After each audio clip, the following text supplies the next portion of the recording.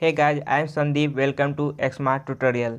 अगर अभी तक आपने मेरे चैनल को सब्सक्राइब नहीं किए हैं तो कर लीजिए सब्सक्राइब और press the bell icon to set all, जिससे आने वाले सारे वीडियो के नोटिफिकेशन मिले आपको सबसे पहले। Let's start today's topic. Translate Hindi to English present continuous tense. आज हम प्रेजेंट कंटिन्यूअस टेंस का कोई भी अगर हिंदी सेंटेंस दिया है तो उसे अंग्रेजी में ट्रांसलेट करना सीखेंगे। तो चलिए वीडियो को शुरू करते हैं। पहले आप कैसे पहचानिएगा कि कोई भी हिंदी सेंटेंस है जो प्रेजेंट कंटिन्यूअस टेंस या प्रेजेंट प्रोग्रेसिव टेंस का है। तो चलिए इसे पहचानने के लिए क्या रूल है उसे हम पहले देख लेते हैं।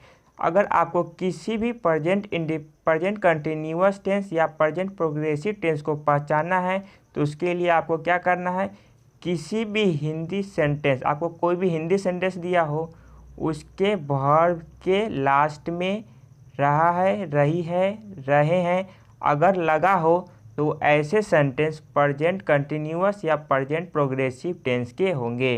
तो आपको क्या करना है, वर्ब के लास्ट में रहा है, रही है और रहे हैं अगर लगा हो तो ऐसे सेंटेंस किस टेंस के होंगे, तो प्रेजेंट कंटिन्यूअस या प्रेजेंट प्रोग्रेसिव टेंस के। तो आप तो सेंटेंस को पहचाना सीख गए। तो चलिए अब ऐसे सेंटेंस को अंग्रेजी में ट्रांसलेट करने के लिए क्या रूल दिया है। तो पहले क्या करना है, आपको उस हिंदी सेंटेंस को देखना है और उसके सब्जेक्ट को लिखना है। अब उसके बाद आपको सब्जेक्ट के अनुसार आपका जो पर्सन है उसके अनुसार इज, एम, आर का यूज करना है किसी एक का। और उसके बाद वर्ब का आपको चौथा फॉर्म लगाना है और ऑब्जेक्ट लगाना है। जैसे आई के साथ आप लगाइएगा एम, और वही आपका जब कोई सिंगुलर रहेगा या ही सी रहे तो उसके साथ आप लगाइए इज। और दे, यू और कोई भी प्लूरल रहे तो उसके साथ आपको लगाना है यहाँ पर आर। तो आप इज, एम, आर का यूज करना सीख गए। तो उसके बाद क्या करना है, आपको पहले लिख देना है सिंपली किसी भी हिंदी सेंटेंस को देखो उसका सब्जेक्ट इज, एम, आर में से कोई एक और वर्ब का चौथा फॉर्म और ऑब्जेक्ट। इस तरह से आपका कोई भी हिंदी सेंटेंस अगर वो प्रेजेंट कंटिन्यूअस या प्रेजेंट प्रोग्रेसिव का होगा तो उसका अंग्रेजी में ट्रांसलेट हो जाएगा। तो चलिए अब एग्जाम्पल की मदद से हम लोग समझते हैं।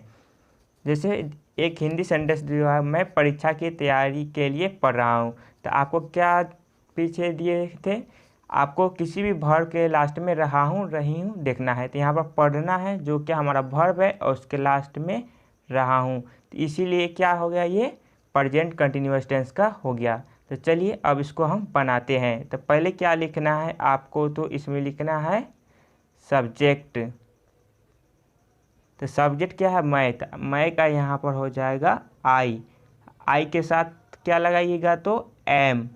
उसके बाद वर्ब क्या है, पढ़ना। तो आई एम रीडिंग। अब उसका लिखिए ऑब्जेक्ट। तो किसके लिए पढ़ें, तो परीक्षा के तैयारी के लिए। तो I am reading for exam preparation.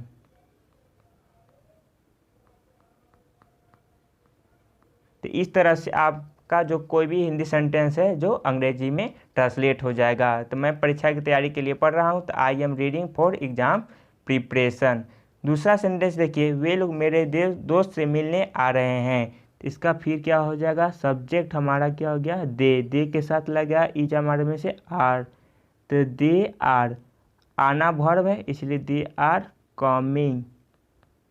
अब किस लिए आ रहे हैं, हमारा ऑब्जेक्ट क्या है, तो मेरे दोस्त से मिलने। तो coming to meet my friend.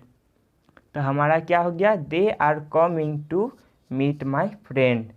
तो चलिए अब दूसरे सेंटेंस एग्जाम्पल को देखकर हम समझते हैं।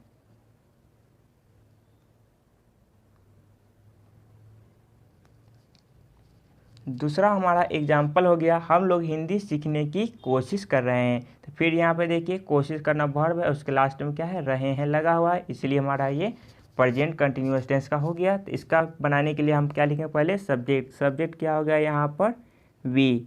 तो वी के साथ क्या लगेगा, तो आर।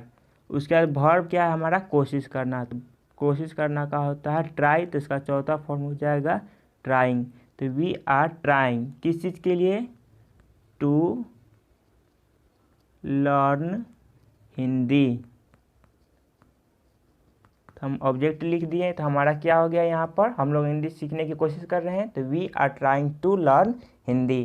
चलिए अब नेक्स्ट एग्जाम्पल देखते हैं। शिक्षक मुझे पुस्तक लाने के लिए बोल रहे हैं। तो यहाँ पर फिर देखिए क्या रहे हैं, तो इसलिए हो जाएगा द टीचर इज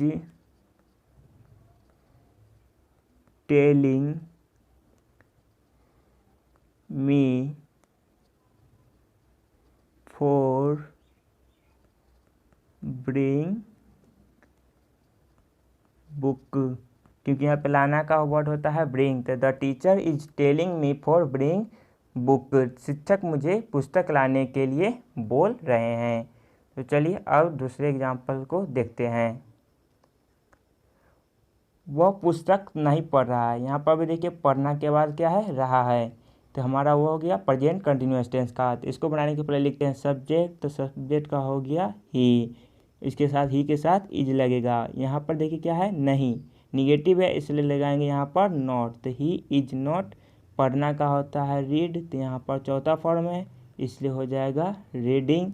और उसके बाद पुस्तक है तो बुक। तो ये हमारा हो गया बुक।